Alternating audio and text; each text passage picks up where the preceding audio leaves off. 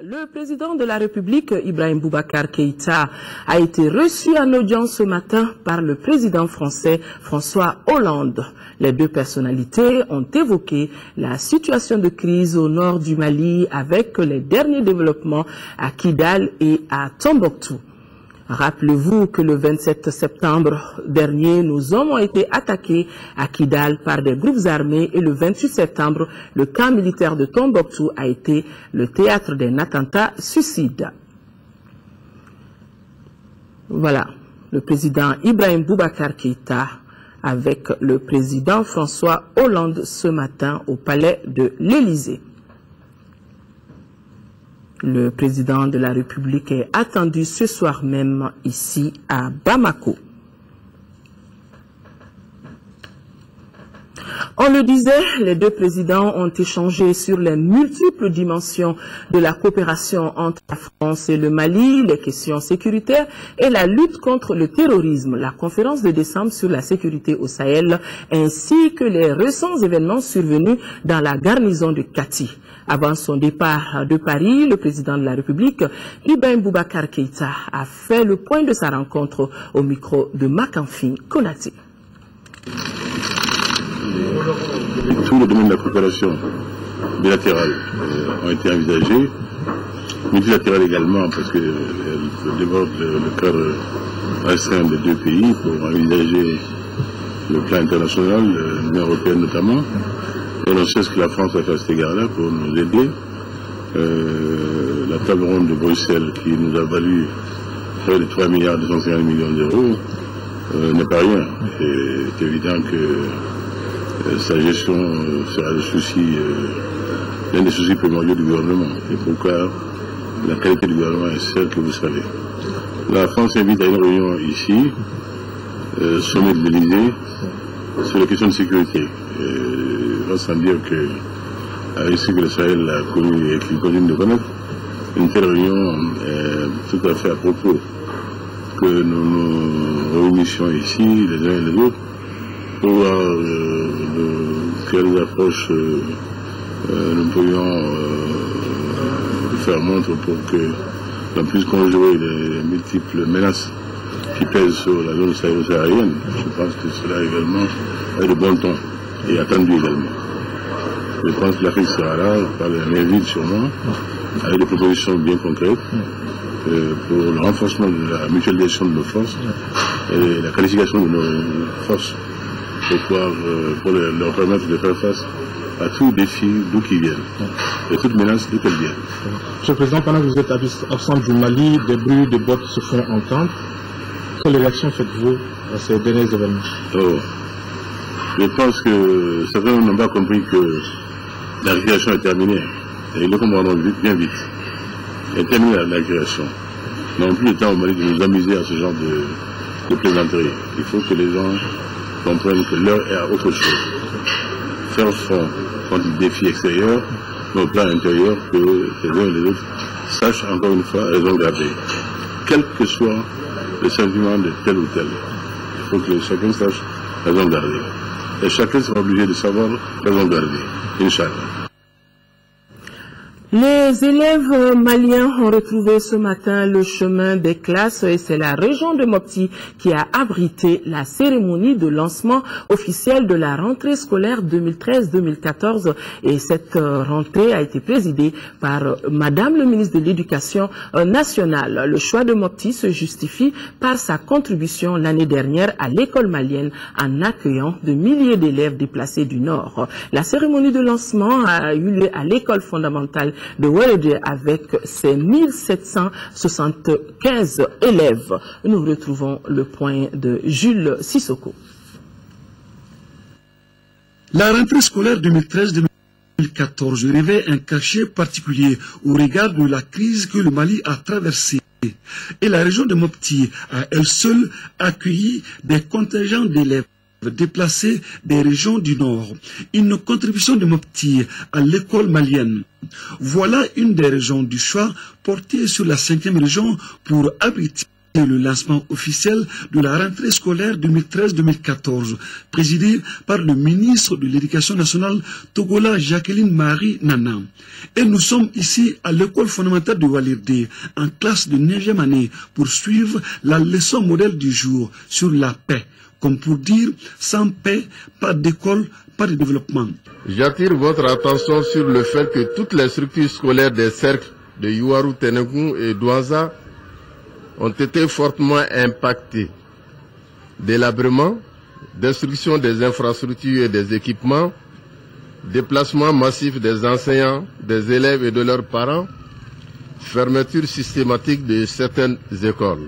Développer la qualité de l'enseignement et de l'apprentissage est un souci majeur du département en charge de l'éducation. Au cours de cette année scolaire, une attention particulière sera accordée au développement des infrastructures, à la formation du personnel des institutions préscolaires et spéciales, à la formation des mères éducatrices qui jouent un rôle important dans la préscolarisation. Des efforts importants seront consentis pour la production de matériel didactique, l'équipement des centres de développement de la petite enfance, l'appui en outils informatiques des structures d'éducation spéciale. L'occasion est opportune aussi pour Madame le ministre d'insister sur le respect strict du temps officiel d'apprentissage des élèves. L'UNICEF, partenaire potentiel de l'école malienne, a remis un lot important de kits scolaires à l'école fondamentale de Walirde. Avant de retourner à Bamako, Madame le ministre de l'Éducation nationale a visité l'école fondamentale de Gundaka, celle de Banyangara, et a rencontré l'administration scolaire et les notabilités autour de l'école. À Bamako, les élèves eux aussi ont repris le chemin de l'école. Le gouverneur du district de Bamako a fait le tour de certains établissements scolaires où il a pu constater l'effectivité de la rentrée malgré quelques petits problèmes liés aux retardataires. Les premières leçons, je le disais d'ailleurs dans les titres, les premières leçons dispensées ont porté sur la paix et la réconciliation. Mohamed Jara. Après 3 mois de vacances, les élèves renouent avec leurs anciennes habitudes, le contact avec les tableaux et le tableau noir. Mais pour ce premier jour, l'affluence était timide dans certains établissements. C'est le cas au lycée Mouadoussa de Lafiabougou. À 8h30, sur les 15 classes de terminale, seulement 2 avaient commencé les cours. Les premières leçons portent sur la paix et la réconciliation. Tout un symbole. Je pense que nous avons le droit et le devoir d'éduquer les enfants à la paix. Si les premières leçons portent sur la paix, on ne peut que s'en réjouir. Hein? Quelqu'un l'a dit, ceux que nous formons aujourd'hui, ce seront les acteurs de demain. Donc il faudrait qu'ils soient imbibés de ces principes fondamentaux qui animent, qui sous-tendent en tout cas tout Malien. Pour les autres, la récréation continue encore. Les élèves que vous voyez dans la cour, généralement, c'est les retardataires, n'est-ce pas, qui viennent généralement le dernier jour pour prendre les fournitures. Sinon, les tout premiers sont arrivés. Nous avons commencé à donner les fournitures les 24, les 25, les 26 et les 27 pour les classes de 11e. Et à partir du 27, c'était les classes de 10e nouveau. Et cette année, nous avons reçu à peu près 400 dans les classes de 10e qui sont en train de faire l'inscription. Pour la rentrée scolaire 2013-2014, 1300 élèves sont inscrits dans ce lycée.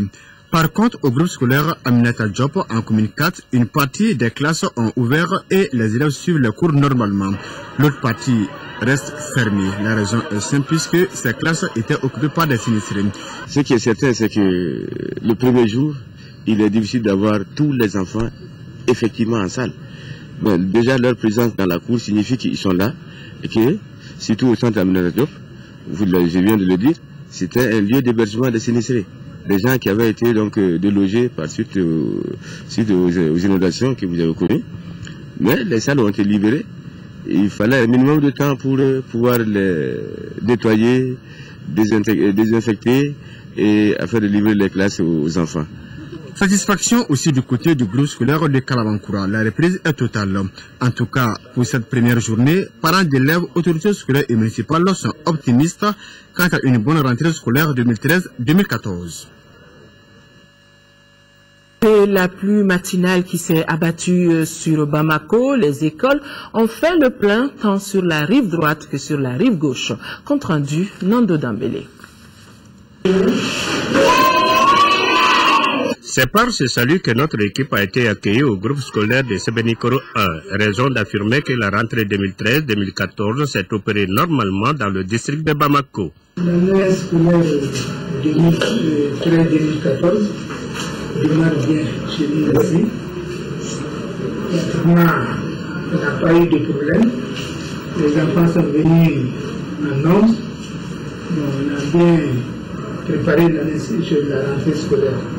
Placée sous le signe de la qualité de l'éducation tant prônée par les autorités scolaires, cette rentrée a pour thème la paix et pour cause. Je trouve le thème très intéressant, vu que vraiment ce que le pays vient de connaître, il est vraiment important que les enfants qui sont le futur, c'est-à-dire de demain, il faut que forcément, eux, ils sachent que ça a été causé par un certain nombre de choses que tout le monde connaît. En raison de la crise qui a durement frappé les écoles des régions du Nord, la rentrée 2013-2014 s'effectue en 2 phases. Les écoles des 3 régions du Nord reprennent le chemin des classes le 17 octobre, d'où l'appel des autorités scolaires aux acteurs de l'école.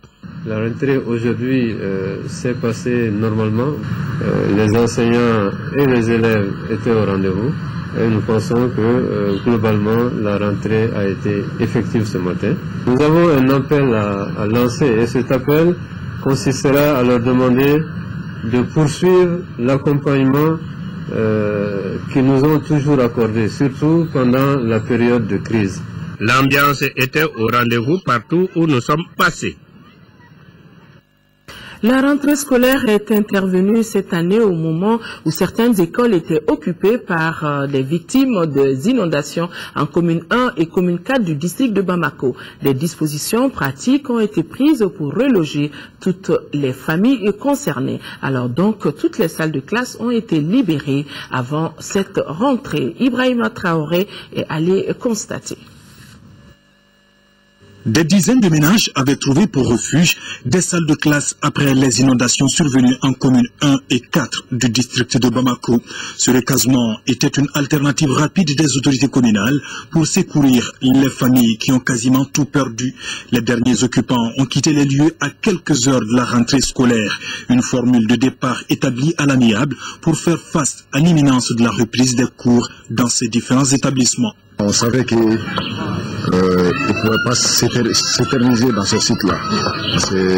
C'est obligatoire qu'on du site pour les faire déménager en veille de la rentrée. Et le restant, il y a certains qui décident d'aller vers leur ancienne famille et certains dans des familles d'accueil.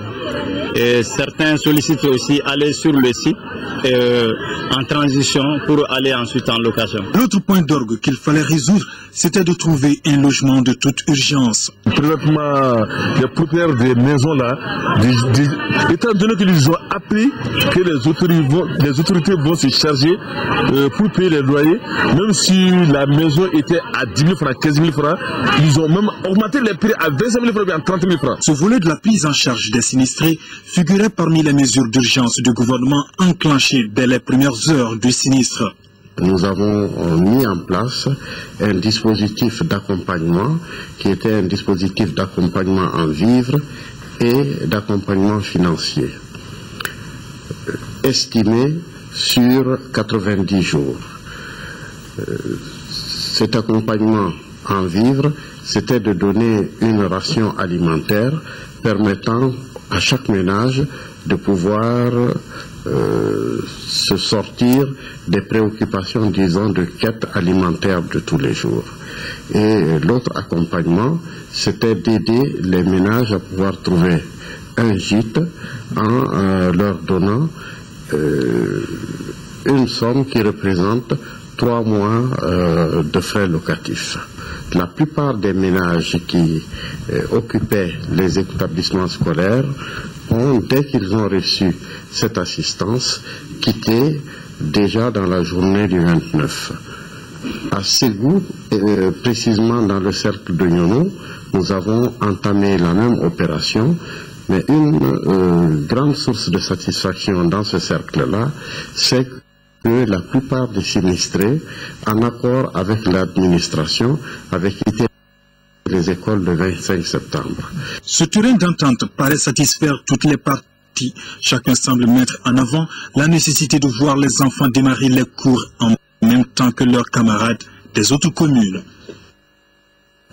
À Tombouctou, c'est pas encore la rentrée, mais c'est plutôt le démarrage des épreuves du bac spécial 2013. Le gouverneur de région s'est rendu au lycée Mahaman Alassane Haïdara pour constater de visu le démarrage effectif de l'examen. Ils sont près de 3000 candidats, toutes séries confondues, bac, BT, CAP, EDF, à compétir. Et tout se déroule sous les yeux des forces armées et de sécurité. Et bien évidemment de notre reporter Yeya Tandina. Ces candidats au bac session spéciale de 2013 affichent à Tombouctou un calme olympien. Il était 8 heures quand le gouverneur de région ouvrait la première enveloppe contenant les sujets d'anglais, coefficient 6 pour la LL. Après un an d'occupation et de dures conditions d'études, ces lycéens sont enfin face à l'épreuve finale du bac. Pour en arriver là, chacun a mis du sien. Les enseignants, les élèves, chacun a souffert. Si aujourd'hui on arrive, malgré les faiblesses des moyens, à tenir le pari et à les voir en classe, nous ne pouvons que nous en réjouir et les féliciter, encourager et les souhaiter très bonne chance. Et que chacun oublie un peu la peur, que chacun se concentre un peu, et ça ne sera pas en dehors, en tout cas, de leurs possibilités. C'est bien passé, on a fait de notre mieux, on a même parvenu à finir toutes les matières, on va faire de notre mieux. Et on espère aussi. Du bac, en passant par le BT, le CAP et le DF, ils sont près de 3000 candidats en 6e région à compétir. Par rapport à l'examen du DF, nous avons 1760 élèves. Par rapport au bac, 412 candidats.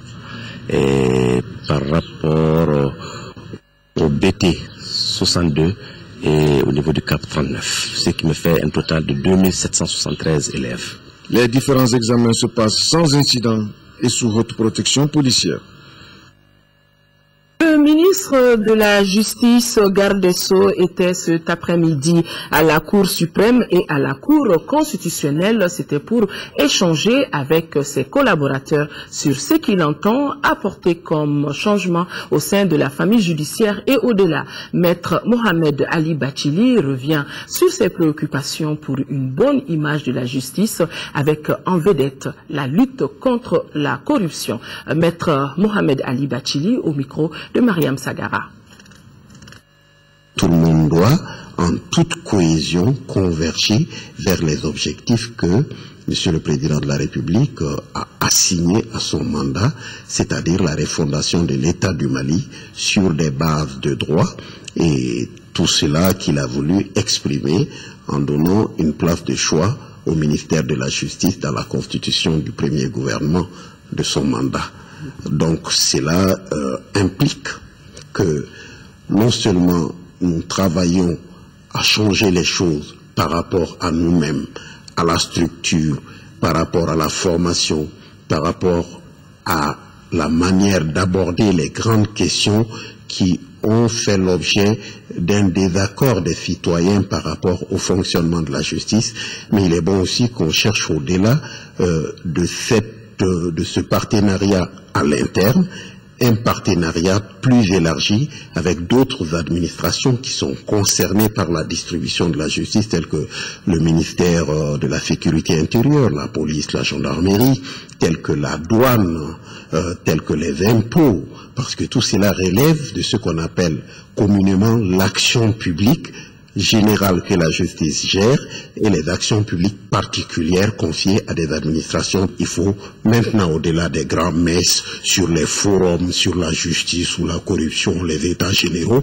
il faut prendre tout, sortir des tiroirs toutes ces recommandations et construire de vrais programmes et tirer de ces programmes à la fois des actions qu'on met dans des projets et que ce sont ces projets qu'on va évaluer. Les projets portant à la fois sur la formation des hommes, sur leur comportement et les mesures structurelles qu'il faut adopter pour que la transparence se développe autour de la décision du juge et que la sécurité se développe autour de la prise de décision du juge et qu'on sorte le juge de sa toute puissance par rapport au dossier pour élargir les acteurs qui peuvent prendre connaissance du dossier judiciaire. Le ministre de la Communication et des Nouvelles Technologies de l'Information a lui visité cet après-midi certains journaux. Par cette visite, Jean-Marie Sangaré voulait s'enquérir des préoccupations de la presse écrite privée, par la même occasion encourager le personnel des organes visités et réaffirmer surtout la disponibilité du département pour améliorer le secteur. Compte rendu signé Bourama Traoré. Ce sont au total 4 journaux qui ont reçu la visite du ministre Jean-Marie Sangaré. L'Indépendant, le Prétoire, les Échos et l'Aube. 4 organes de presse et un message du gouvernement, celui de l'encouragement de la presse écrite privée à poursuivre ses missions d'information et de sensibilisation pour la consolidation de la démocratie malienne. Cette visite, ça s'inscrit dans la prise de contact. Nous avons initié depuis un certain temps avec l'ensemble des acteurs de la presse et des médias. Donc aujourd'hui, c'était le tour de la presse écrite et c'est une visite très enrichissante.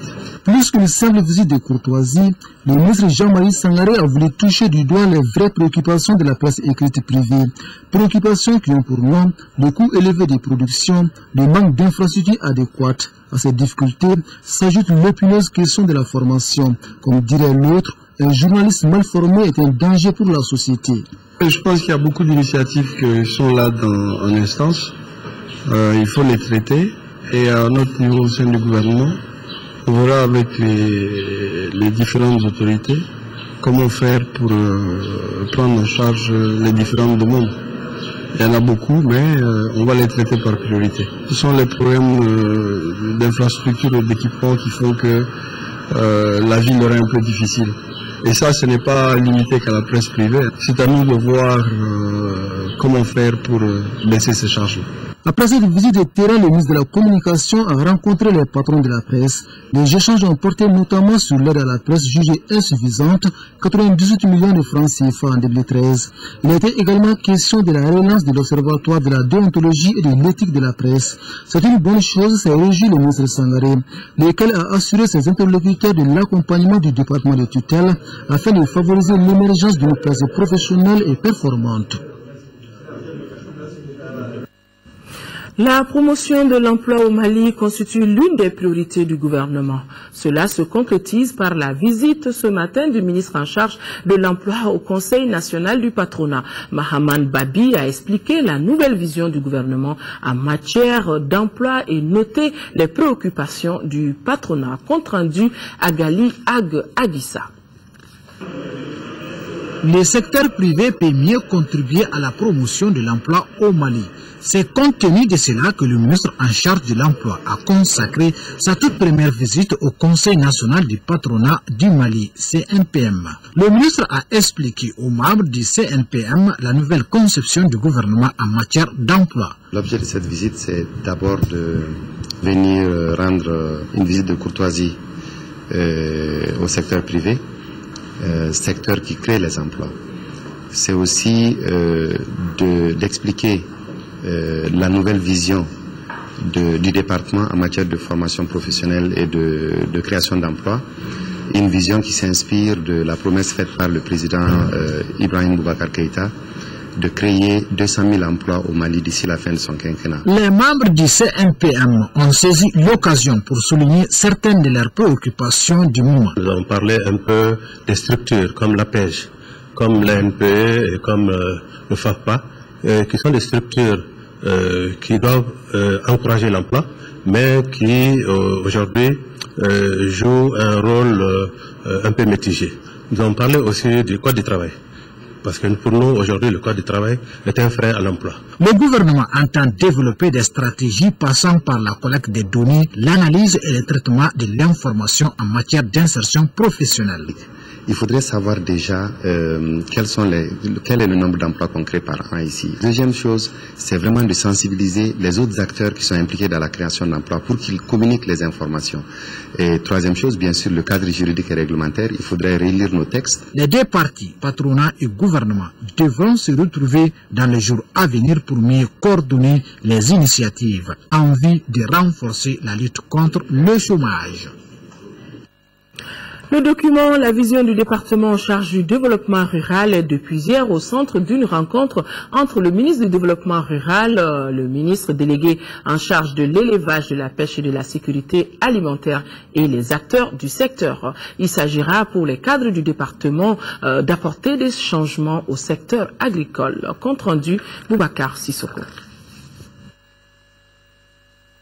Ce document appelé la vision du changement du département en charge du développement rural est le fruit de la réflexion des experts en développement rural. Cette rencontre vise donc à approfondir le document du plan d'action qui cadre avec la vision du président de la République, Ibrahim Boubacar Keïta. Traduire les ambitions et l'aspiration au changement et du président et des populations. Autrement, l'engagement du président à apporter du changement dans la gouvernance du pays, y compris dans la gouvernance du secteur de développement rural, ce qui nous motive et qui justifie la rencontre de ce matin. La vision du département du développement rural repose sur deux axes majeurs. Le président a pris l'engagement de rehausser le budget du développement rural à hauteur de 15% du budget national. C'est une ambition extrêmement importante. Le secteur a initié de grandes réflexions, de grandes réformes il y a quelques années pour migrer de l'approche projet à l'approche sectorielle. Et au plan institutionnel, le chef de l'État et le Premier ministre l'ont consacré avec la création des ministères du développement rural, qui règle énormément de problèmes. Le document, après son amendement et son adoption, sera un catalyseur pour apporter des changements institutionnels, technologiques et économiques indispensables à l'épanouissement du secteur rural. Aussi, une large place est accordée aux initiatives privées. Le gouvernement du Mali a décidé de faire donc du secteur privé le moteur de développement. Le secteur de développement rural concentre plus de la moitié des Maliens. Et notamment, c'est dans cette moitié que se concentrent aussi les plus grandes poches de pauvreté. Donc si le secteur privé doit développer le pays, je pense en priorité, il doit développer le secteur de développement rural. La mise en œuvre de ce plan d'action permettra sûrement au Mali d'exploiter son potentiel de terres agricoles estimé à 43,7 millions d'hectares, utilisables pour l'agriculture et l'élevage. Une visite dans notre pays, celle du ministre de la Défense de Belgique, qui est arrivé ce matin dans notre pays pour une visite de 2 jours. Le ministre a déjà rencontré les responsables de la mission de formation de l'Union européenne. Le ministre belge de la Défense explique l'objectif de la rencontre et il est au micro de Nouhoum Sissoko. La Belgique participe avec bien d'autres pays dans l'opération EUTM, l'opération de stabilité et d'entraînement de l'Union européenne.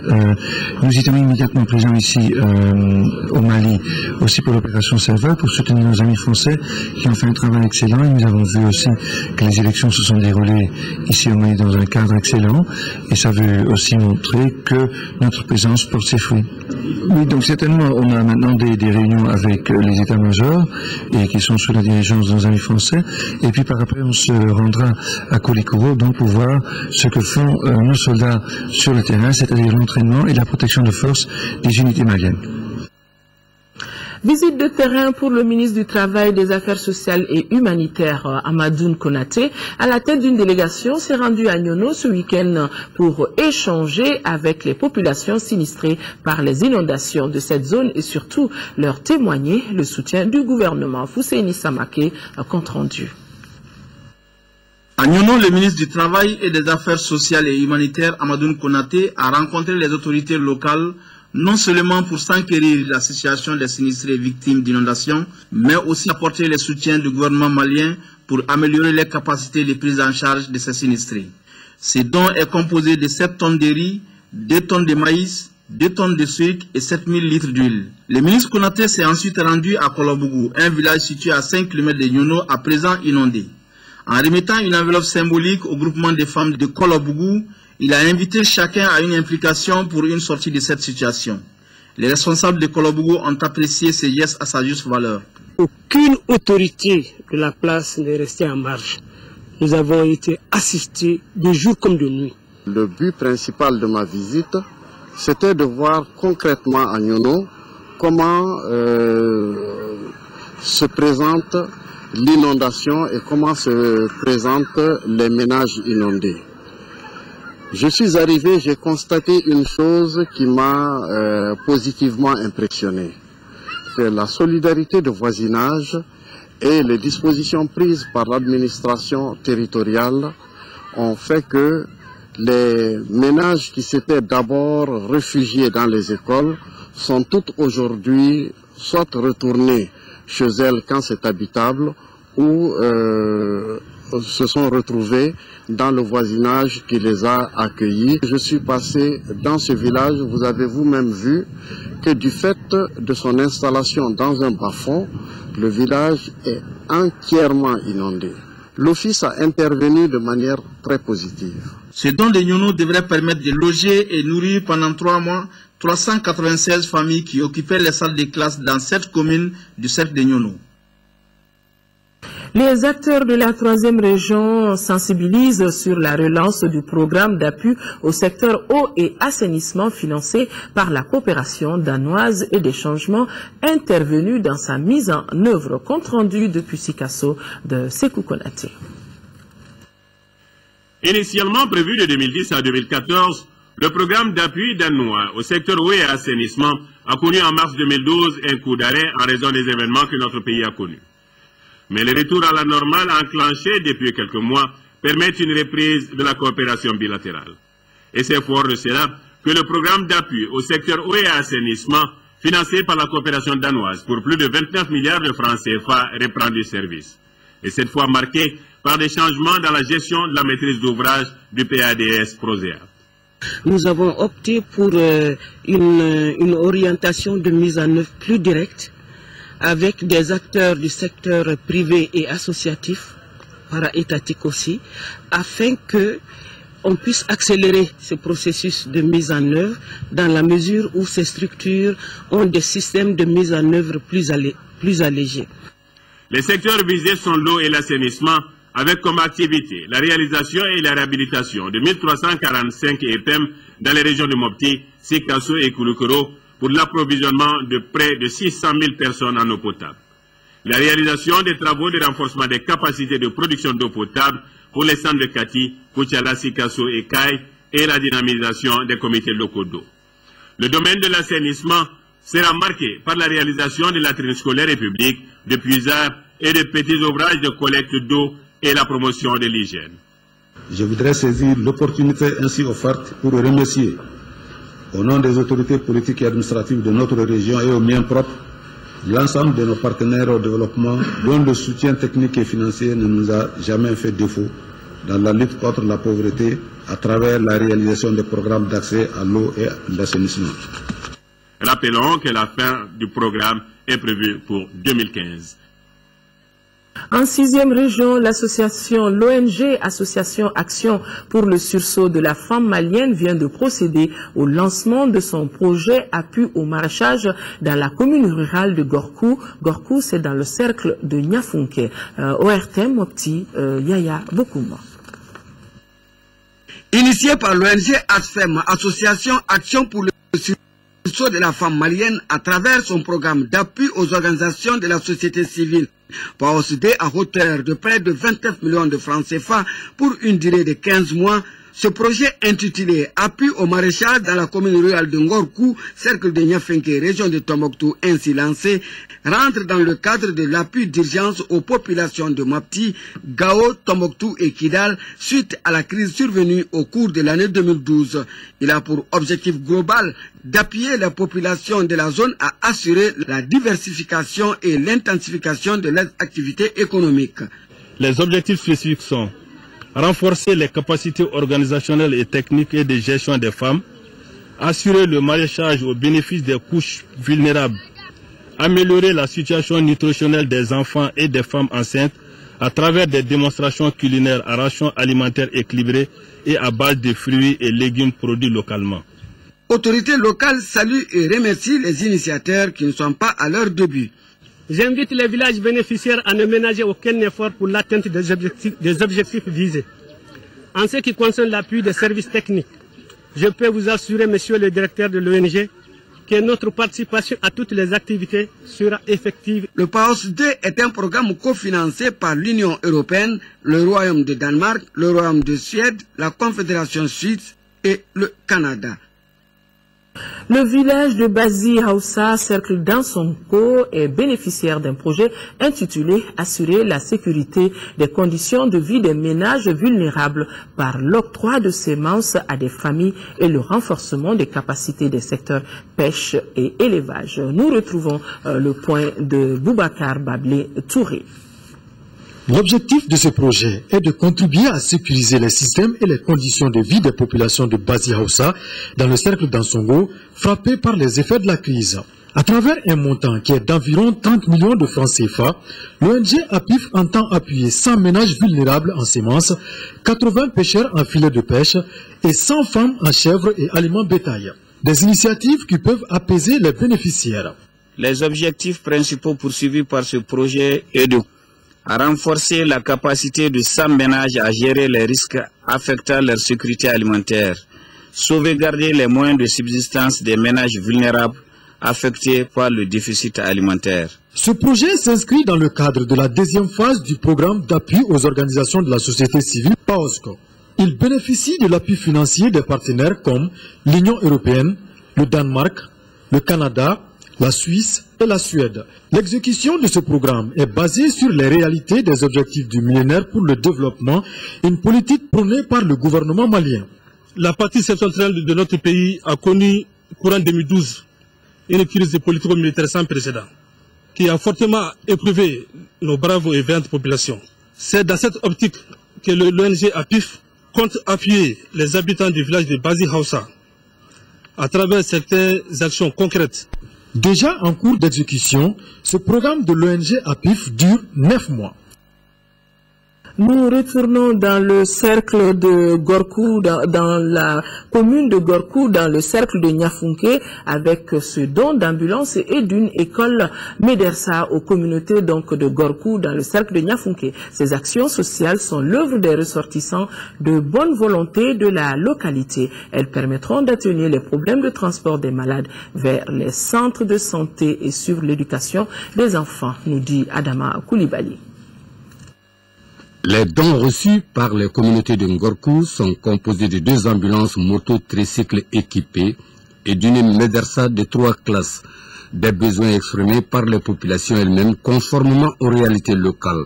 Je pouvais faire don de voitures, vu la situation particulière, de donner des motos qui sont plus faciles d'entretien, plus faciles en déplacement dans des zones où c'est pratiquement souvent il n'existe même pas des sentiers.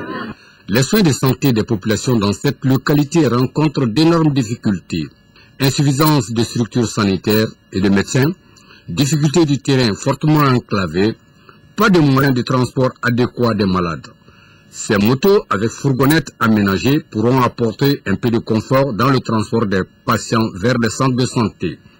S'agissant de l'éducation, l'école coranique est une culture du milieu, ce qui rattache les communautés à la création des médersas. Vous voyez maintenant, on vient maintenant juste maintenant de voir maintenant 3 salles de classe maintenant pour une médersa. L'éducation, elle est universelle. Que ce soit maintenant le français classique, l'anglais ou bien maintenant le français, c'est toujours maintenant l'éducation. Ces soutiens sont l'œuvre des ressortissants de Ngorkou. Aujourd'hui, ceux-ci sont engagés à aider les populations de leur commune d'origine. Le gouverneur de la 2e région a présidé la réunion de sensibilisation sur l'accord préliminaire à l'élection présidentielle et au pourparlers inclusif de paix dans notre pays. L'idée était de faire une large diffusion de ce document afin de mieux préparer un accord définitif en la matière. Les détails avec Brahima Kone. L'accord préliminaire à l'élection présidentielle et au pourparlers inclusif de paix au Mali, dans son article 15, stipule que les partis s'abstiennent de tout acte et de tout propos qui serait de nature à compromettre le processus de paix. Elles prendront toutes les mesures nécessaires pour renforcer la confiance et la cohésion nationale. Aujourd'hui, cet article semble connaître une violation flagrante à travers des actes posés par le MLLA, ce que certains citoyens qualifient de provocation. C'est les ennemis de la paix. Parce qu'avec ces accords-là, moi je pensais que les choses allaient se calmer, on allait se retrouver avec les assises nationales. L'objectif de cette rencontre est d'expliquer aux chefs des services régionaux, aux élus et aux membres de la société civile le contenu de l'accord préliminaire signé à Ouagadougou le 18 juin 2013. On dit que c'est un accord préliminaire, mais un accord qui a toute sa valeur, parce qu'elle nous a permis aujourd'hui d'aller aux élections. Et dans cet accord, il est dit que 60 jours après la prise du pouvoir du nouveau président, et l'installation du nouveau président, disons le gouvernement, et ceux qui ont signé les accords vont se retrouver pour faire un accord définitif. Ce document de 104 pages est traduit dans toutes les langues nationales pour permettre aux Maliens de mieux comprendre son contenu, qui est essentiellement axé sur la création de conditions favorables à la tenue de l'élection présidentielle et le processus post-électoral. Nous revenons sur la dernière partie de la visite de nos pèlerins de la filière gouvernementale ce week-end, le week-end dernier à Médine. Leur séjour a été ponctué par des ziyaras et visites des sites historiques de la ville de Médine. Le point avec nos envoyés spéciaux, Nya Abdraman Keita, Brahima Touré, Nyaza Koulibaly, assistés de Belkodiko. Les ziyaras visitent des sites historiques de l'islam marquent la fin du séjour des pèlerins maliens à Médine. 8 jours déclinés en 40 prières dans la mosquée du prophète Mohammed, paix et salut sur lui. Loin d'être de simples visites touristiques, ces ziyaras visent le raffermissement de la foi du pèlerin. Les ziyaras, c'est un mot arabe qui signifie la visite, qu'on traduit souvent par le tourisme islamique, selon les jurisprudences. Bon, on utilise ce mot, le tourisme islamique, on le tolère, mais c'est plutôt un tourisme spirituel. Ça rentre dans le cadre de tradition du prophète alayhi salatu wassalam, le respect, n'est-ce pas, des traditions du prophète alayhi salatu wassalam, mais aussi c'est une façon de préparer les pèlerins pour les futures activités spirituelles qu'ils doivent mener. Si vous remarquez, c'est pas fait au hasard. L'étape du Médine, c'est très important, c'est très capital. Les 40 prières que nous faisons dans les mosquées, c'est pour nous préparer. Il y a un sens spirituel, au-delà des récompenses que Dieu a promis, il y a un sens spirituel.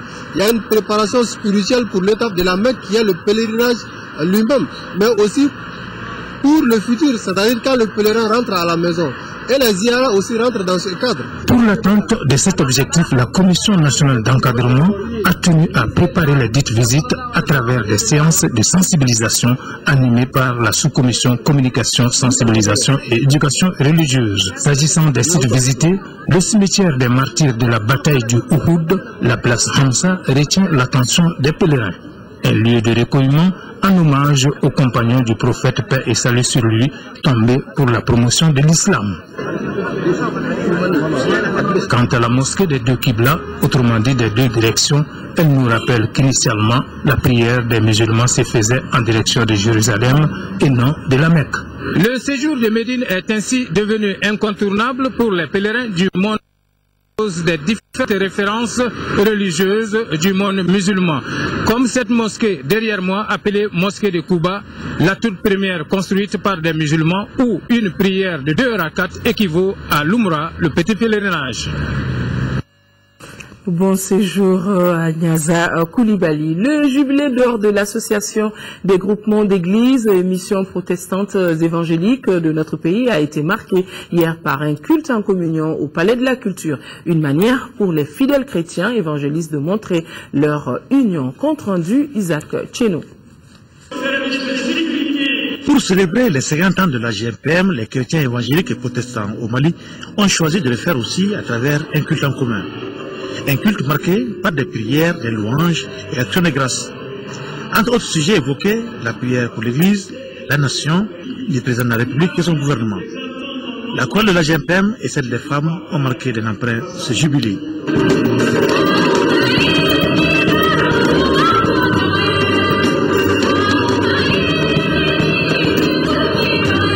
Le message de ce culte a fait état d'action de grâce. Cette fête de l'association des groupements d'églises et missions protestantes au Mali marque un nouveau départ pour les chrétiens protestants évangéliques. Se réunir ensemble de cette façon pour remercier Dieu ensemble est réellement un signe de notre unité. Cet appel, cet engagement à aller ensemble pour continuer l'œuvre qui a commencé. Et donc c'est aussi un appel que je lance à tous, surtout à la jeunesse, de pouvoir s'engager fortement. Le pays là a besoin de l'évangile. L'évangile est une puissance qui transforme les individus et les pays. Et donc si ce pays suit l'impact réel de l'évangile, il sera transformé. Et donc j'appelle la jeunesse à s'engager pour porter l'évangile partout dans le pays et que nous commencions à vivre réellement cet évangile. L'église chrétienne au Mali est libre, si je dis libre, se gère elle-même, décide de ses propres affaires, se développe elle-même par la grâce de Dieu. La fête se poursuivra le reste de l'année 2013 à travers des compétitions sportives et des concours bibliques. L'Assemblée générale de la Fédération malienne de canoë et discipline assimilée a eu lieu cette semaine au Centre international de conférences de Bamako. Presque toutes les ligues ont pris part aux travaux, nous dit Abdul Karim Kaba. La Fédération malienne de canoë et kayak et discipline assimilée harmonise ses textes à l'occasion de son Assemblée générale. Pour cette circonstance, en plus des autorités en charge des sports et de la jeunesse, les responsables de la fédération, la session a regroupé les délégués des différentes ligues de l'intérieur. Être reconnu au Comité national olympique et sportif du Mali et des autres fédérations sœurs, voilà l'objectif majeur de l'Assemblée. Le canoë-kayak est une discipline peu connue au Mali. Pourtant, le pays regorge d'athlètes capables, dès les premières apparitions, de se mesurer et même de surclasser plusieurs nations dans cette activité sportive. En effet, il est certain que les jeunes Bozo et Somounou, prédestinés à la pratique de ce sport, ont la capacité de donner à la FEMECDA ses lettres de noblesse. Le ministère de la Jeunesse et des Sports encourage et accompagnera donc la jeune fédération malienne dans la promotion et le développement de la pratique, ainsi que des activités sportives assimilées, afin qu'elles puissent représenter valablement le Mali dans les compétitions internationales. Après la fédération et les ligues, la jeune association qui est créée il y a de cela 3 ans veut multiplier les descentes sur le terrain afin de mieux développer le canoë-kayak au niveau national et faire connaître plus le Mali à travers cette discipline. Voilà, mesdames et messieurs, c'est donc tout pour cette édition. Merci de l'avoir suivi. L'information reprendra ses droits demain 10h et 13h avec Mohamed Touré. Quant à moi, je me ferai le plaisir d'être là sur ce même plateau pour d'autres informations. D'ici là, visitez notre site www.ortm.ml.